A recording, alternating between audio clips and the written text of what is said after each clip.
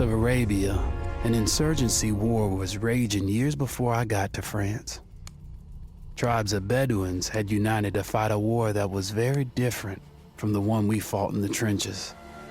Using small, mobile units, they challenged the might of an empire, and they were rallied around the ideas of a single, influential warrior. Ideas of freedom and change.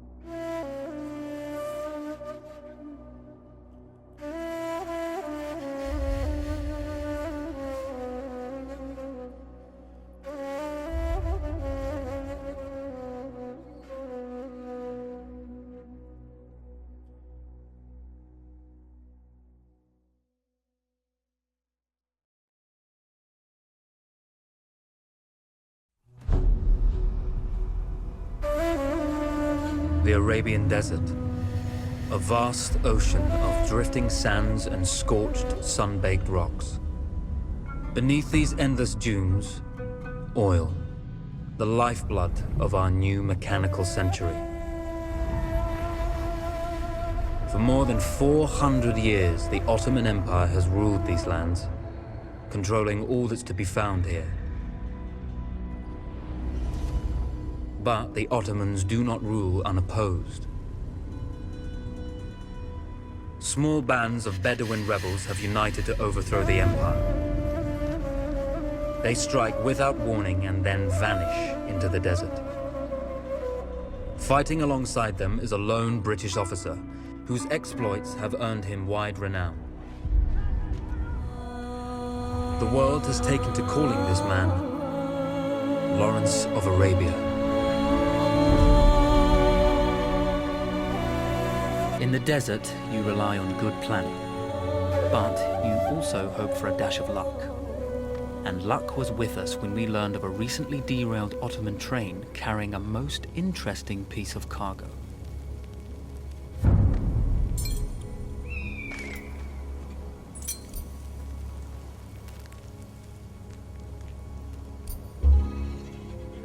A small patrol had joined the Ottomans who survived the crash. Together, they guarded the wreckage and waited for reinforcements.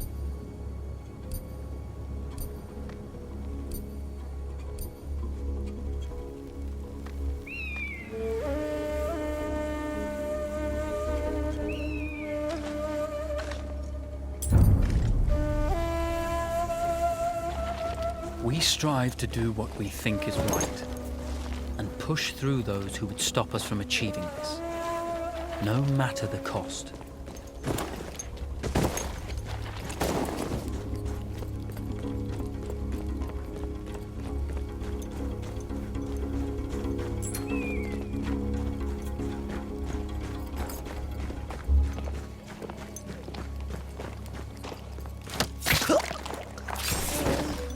The tribesmen fought unconventionally, using weapons they knew well. Endurance, individual intelligence, and courage were their primary assets.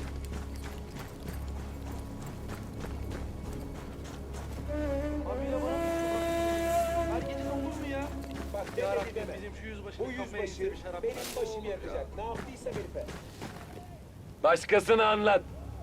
Benim sikimden aşağı Kasımpaşa. Bilmem anlatabildim mi?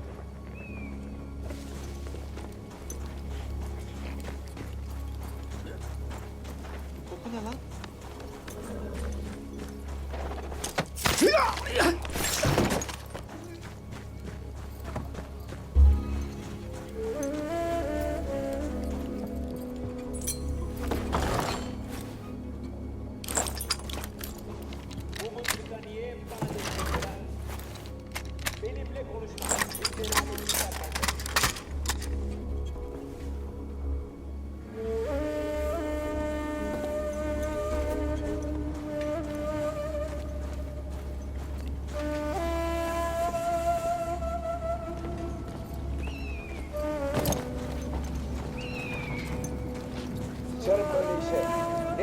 Gazetedim ki. Bağırma, uyar.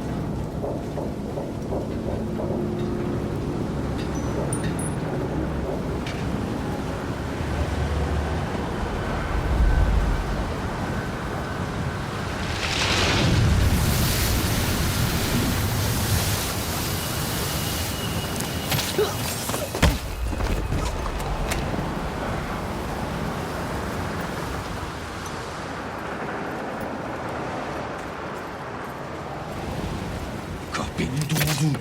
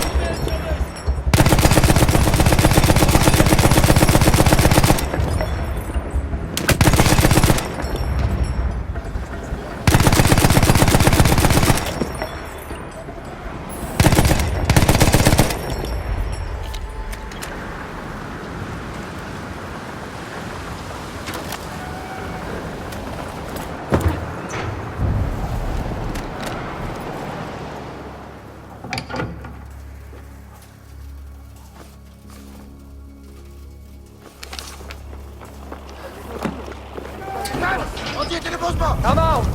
It's over.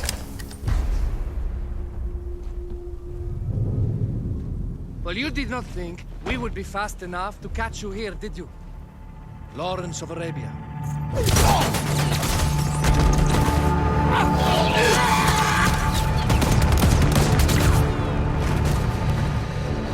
Actually, I was rather depending on it. Lawrence. Well, this is very clever. Now the hunter becomes the hunted. So who might you be? How enchanting you are, my dear. Ahmed. I'll show you enchanting. If it weren't for you, I'd be free. Free, is it? You'll be free when you're dead. And I'm happy to tell you, the Empire intends to grant you all this freedom very soon. Even now, an engine of destruction scours this desert, obliterating your allies, your families, your homes. Soon there will be nowhere to run. Nowhere to hide. Soon all that you know, and all that you love, will be ashes. You will all be free to die. Oh. Ah, you animal! Zara.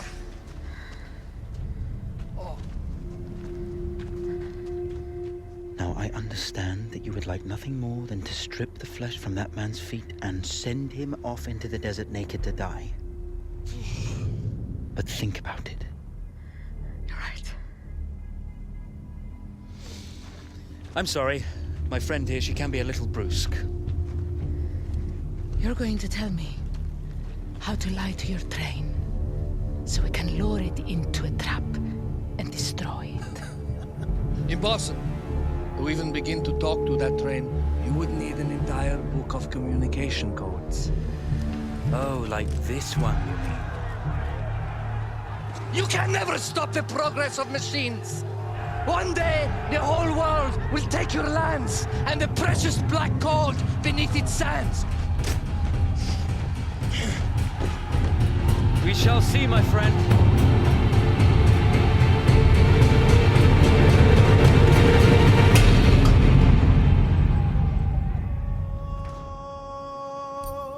Of course, obtaining the codebook was not enough. To destroy this Iron Dragon, this Canavar, as the Ottomans had named it, we had to send it 3 encrypted messages telling it to stand down. There were Ottoman outposts scattered along the railroad tracks. The commanders there carried high-priority message capsules. We had to use those to send our orders. Infiltrating the village wouldn't be easy. A full detachment of Ottoman soldiers had occupied it. The Ottomans had chosen an isolated location for their desert outpost. It seemed lightly defended. It was also well stocked with arms and equipment. The ancient ruins were all that remained of a civilization now lost to time. The Ottoman Empire brought in the modern world with a host of armored vehicles and field guns. 3 commanders to eliminate, 3 personal message capsules to be stolen, and then sent with our false orders. How Zara tackled this dangerous and audacious mission was up to her.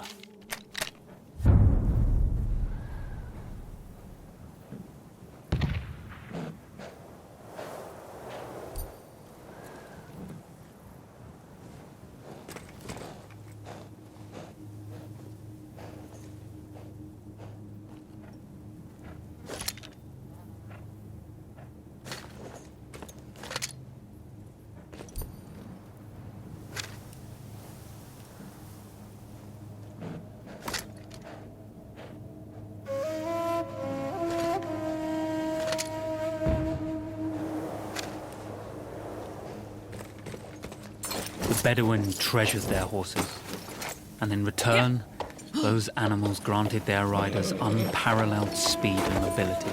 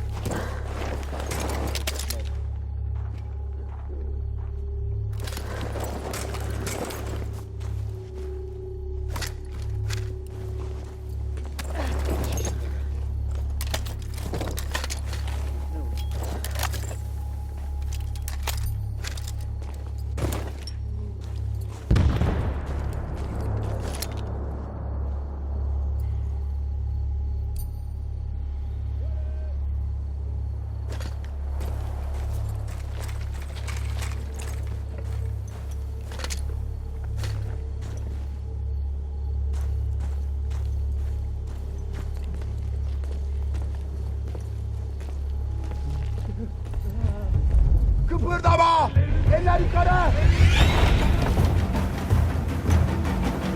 Beni bulduğumda gebereceksiniz. Geber kafir! Asker düştü!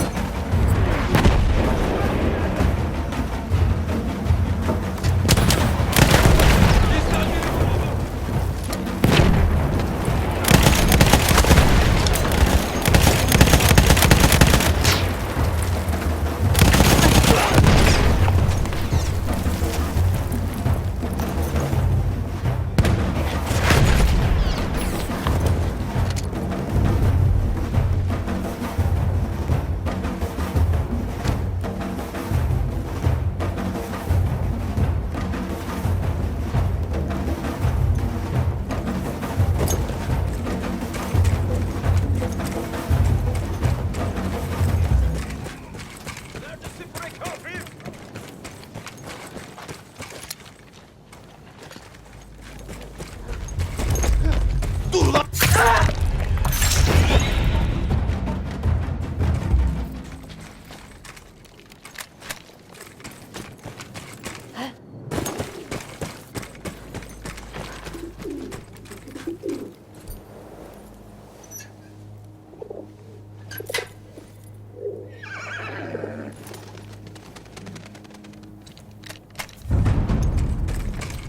A single order wouldn't be enough. Ottoman protocol required the message to be received in triplicate before the train would acknowledge it as genuine.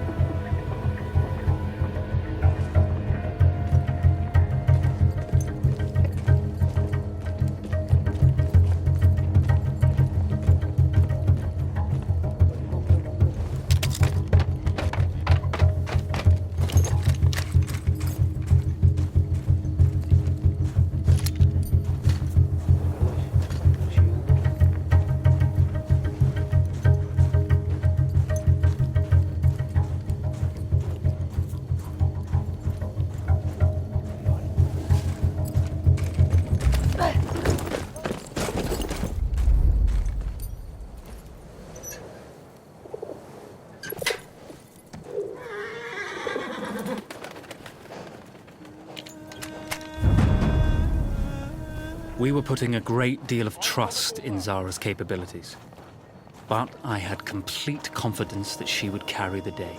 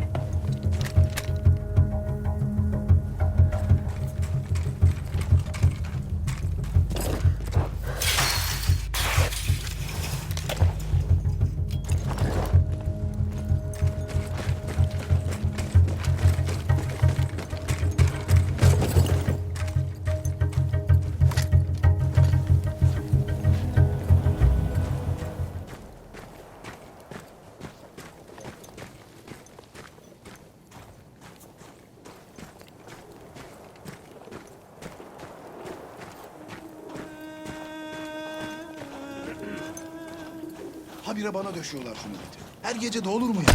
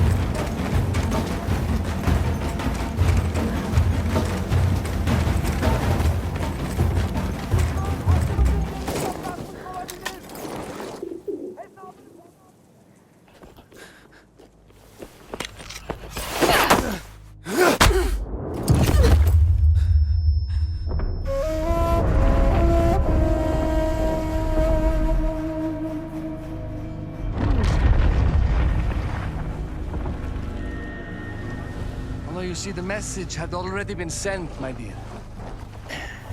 Not the message you would have wanted. Lawrence was such a good host. It almost seemed rude to escape. I made sure to note the location of Lawrence's camp, of course. Which means the train knows too. Twice, you told that train everything was clear. But I told it exactly where to attack.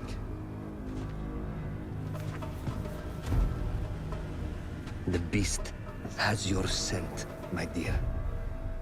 And it's coming to slaughter you and your little band of rebels. First, the firestorm from the cannon. Then, up close with the troops to slaughter any survivors.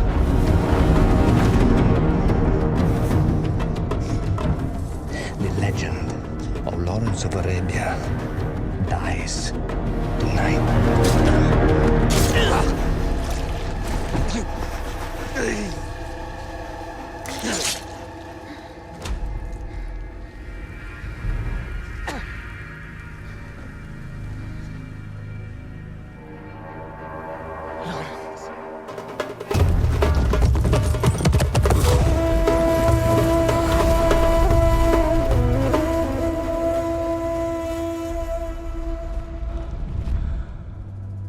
You slipped away just in time. Tilkitchi was a fool to think we'd ever stay after he escaped. The carnival won't stop hunting us. No, it won't. Let me think. The train's coming a long way. So it'll have to stop to take on water. That's where we strike. Agreed. I'll deal with any sentries, then rig explosives on the track. Yes, and I'll rally our fighters. When I blow the lines, the train will be trapped. So when you hear the blast, you need to attack them with everything you have. It's good. But you know that there's a chance the men may not come. You may set off those explosives and find you're out there all alone. You know that. I guess I won't know either way until I set it off.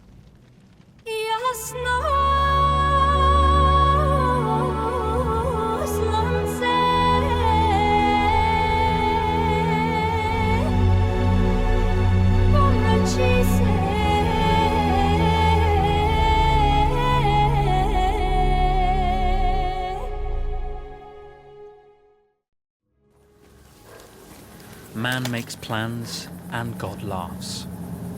As it turned out, the small town where we would ambush the train had a significant enemy presence.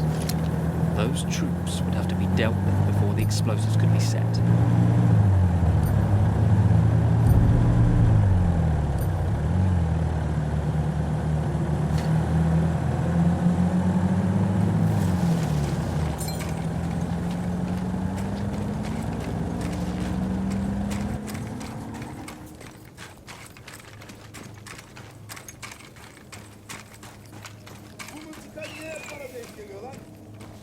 İşin gücün kaygılanmak.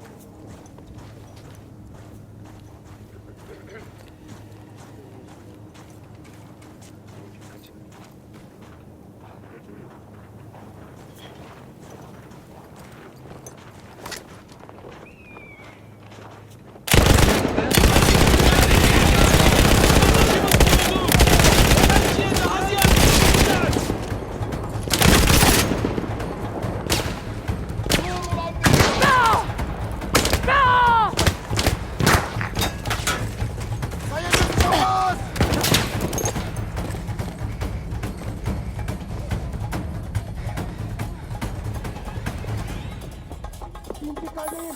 Önündeki sipere dikkat et.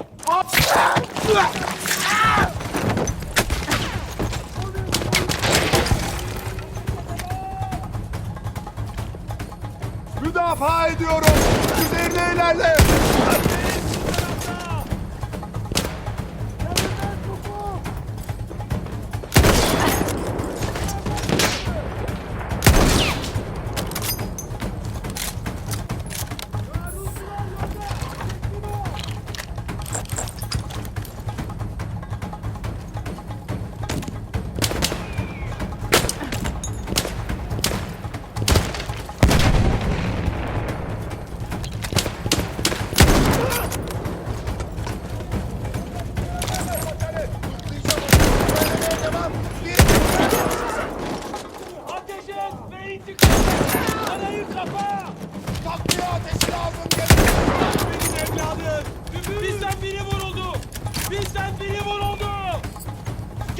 seni! Takviye geliyor! Teslim ol!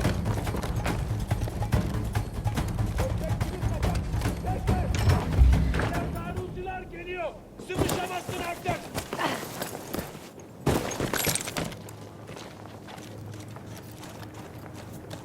Teslim olursan söz işkence etmeyeceğim sana!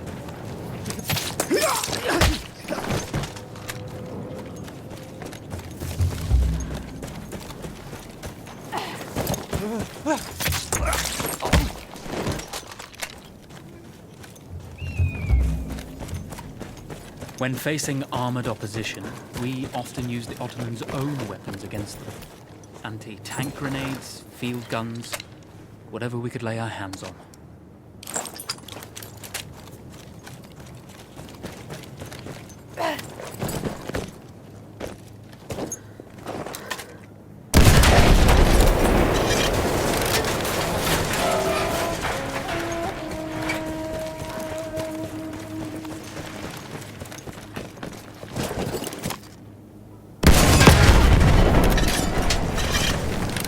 Once Zara secured the town, the trap could be set for the arriving train.